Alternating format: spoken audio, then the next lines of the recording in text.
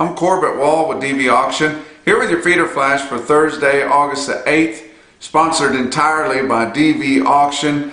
I know it seems like it's still summer or just getting there, but your fall production sales are coming up in a hurry. If you guys are planning on having a fall production sale and you want to get that broadcast with the largest cattle production sale online broadcaster, you better get a hold of a representative. And those of you that are in the market for some breeding stock need to get on dvauction.com and start shopping around and seeing which sales you want to either try to attend or just watch there online and bid on those cattle right there.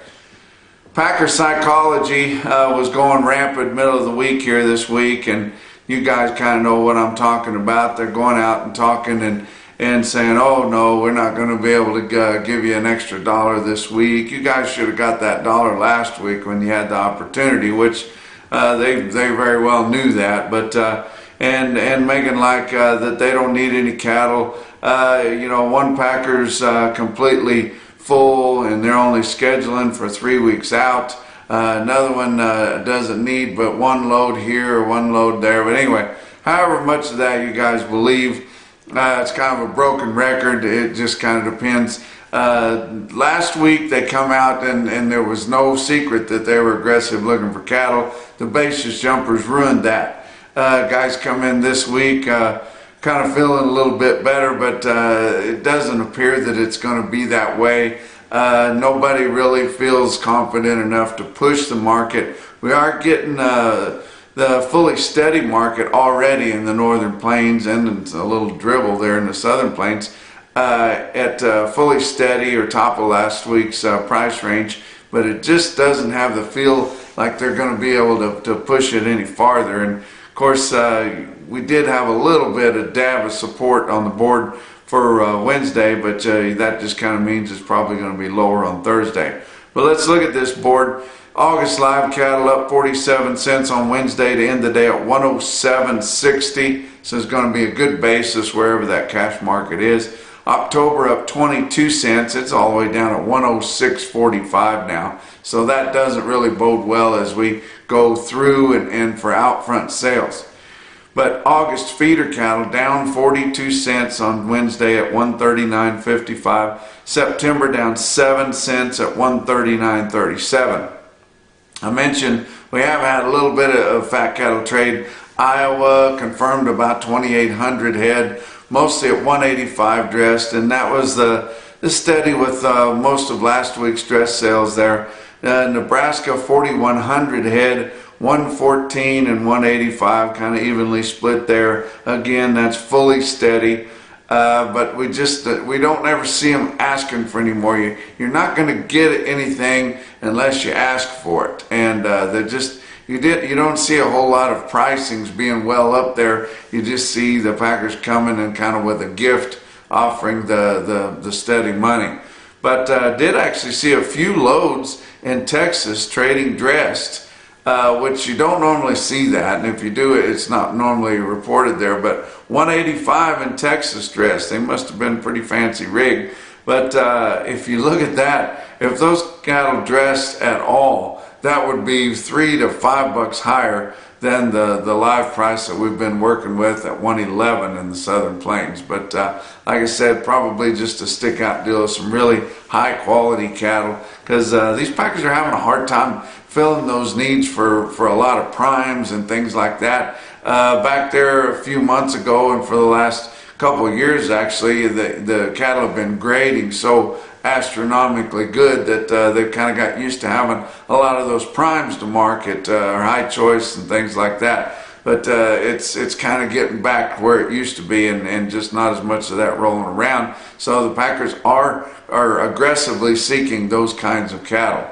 The box beef cutout values early this week have been higher, so we're already $2 to $3 for sure higher than what we were last week on the bulk of trade. So indeed we did week before last establish that bottom, which you normally do at that time of the year. So these packers got things going kind of their way again, which is normal. Let's talk about some other things that are going on. We talked early in the week about how China has said that they're not going to allow their companies, which are all state-owned, to buy any agriculture goods from the U.S. due to this trade war that's going on. And the latest talk we heard on Wednesday, they were bracing for even more fighting back and trying to leverage themselves against this trade war. And of course, Trump's got a few things up his sleeves. They've got a lot of people over there, and they really need us. We're really sitting in the driver's seat, and they make a lot of things that we buy a lot of. And but we can get them other places. The problem is for them, they've got a lot of people to feed. They don't make near enough food themselves because they don't have farmers to take care of that. Everything's state-owned. If you don't give somebody a little bit of ownership, a little bit of pride in working his own ground, you're not going to get a whole lot out of that. They don't have much. They've had their problems, of course, with disease in their pork production. They do have extensive pork production there, but they're going to need to get it from somewhere. They're mad at Canada. They don't want to buy any ag products from Canada. They've been in a fight with Brazil because Brazil had that BSE outbreak there a while back, and they've been kind of playing cat and mouse with them, going to approve their exports going into China from Brazil. So what are they going to eat? But like I said before, those leaders there, it's a dictatorship. They don't really care if there's anything on the shelves for those people to eat. But they've kind of been getting bleeding a little bit of free market system in there and spaces, and trying to establish some type of a middle class, albeit pretty small, and they would like to improve their diets, but they can't get their hands on what they want. But Brazil has been waiting for China's online approvals. They're going to inspect the plants online. They're not bringing anybody in there, which seems like a joke to me, but online approval for their meat export. And China is considering permits for 19 beef plants in Brazil, 9 chicken plants, 1 pork plant, and 1 donkey plant, which I thought that was kind of funny. They are trying to do an online approval to get some of that good old donkey meat in there to China. But they're playing games with us, and we're in the midst of a big trade war. Well, let's look at your feeder cattle markets. Your real-time index, Cattle Market Central, late in the day on Wednesday, sitting at 142.10. It's been pretty steady here all week long, up 7 cents. That 142.10 compares to the latest CME feeder cattle index at 141.65. So pretty darn tight there. Let's look at some of your big sales around OKC West and El Reno, Oklahoma. Actually a lighter run for them, but oh my God, has it been hot. All down in the southwest area. Just 100, 101, 2, 3 every day, and a pretty hard breeze to go with it. No humidity. It is burning these pastures up. I mean, they are parched. And if you do get any storm, it's kind of like what we're getting here on Wednesday night. You're getting a lot of thunder and a lot of lightning, and not much coming out the other end of it. But it's really gotten dry in the southern plains, and extremely hot. But that 6,800 head included the 1,400 calves on Tuesday, so fairly light run, just about 5,500 head of feeder cattle there for the Wednesday sale. The feeder steers were mostly steady with a week ago. That's what was called by Market News. Feeder heifers $2 to $3 higher. You look at this Cattle Market Central market report, automated report, right from the block there in real time. You look at some of these popular weights of steers and heifers. Look at your 7-weight steers. There were 650 head of them. They averaged 752 at 137.77, and that was just about steady with a week ago. 1,525 head of the 8-weight steers averaged 851 at 133.09. On the weighted average, that was $1 to $2 lower. And then 437 head of 9-weight steers averaged 943 at 129.92. And that weighted average was actually straight up $6 higher than the weighted average on the 9-weight steers, which averaged 941. a week ago, so I think that might have been missed on that trend.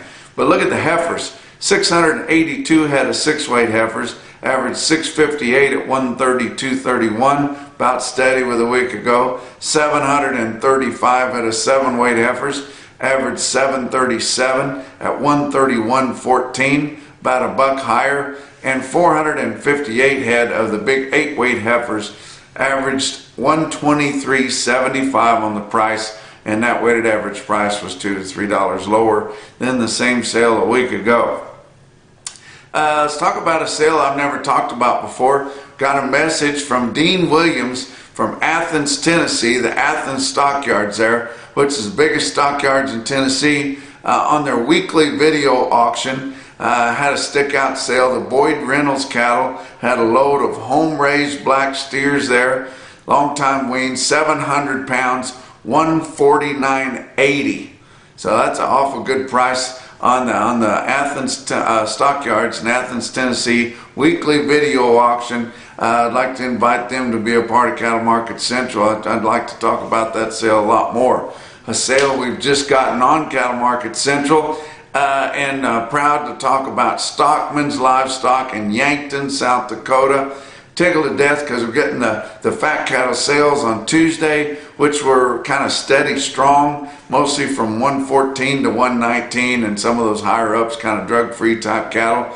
But the feeder cattle auction too, which they had one Wednesday, Stockman's in Yankton, 61 head of 616 pound steers, 165. Now I've got to talk about Bassett, Nebraska again. They snuck in here and had another sale. Wasn't even a big sale, only about 2,000 cattle. And you guys think I'm loading a truck and headed up there. Not sure how that would work. You'd kind of have to have those Sandhill cattle to bring this kind of money. But the best cattle in the whole wide world up there. Give you an idea. Look at this market report. Look at these unbelievable quotes. And not heavy runs anywhere. They did have a few stick out deals, and I'm going to talk about them, but just on some of these were just small packages, but those locally raised cattle there in the Sandhills, just unbelievable, the quality, and you can't believe it. And people from all over the country go in there just to go through their commercial cattle to pick out club calves and get some good club calves there that aren't too post-legged. But look at these individual quotes. I'll give you one. 124 head of 725 pound steer calves in Bassett, Nebraska, bring 163.25. Now look at the biggest one of the day, the biggest price, the biggest head count. 274 head of 873 pound native raised Sandhill cattle right there. Black steers, 155.25. Wow. That's your feeder flash for Thursday.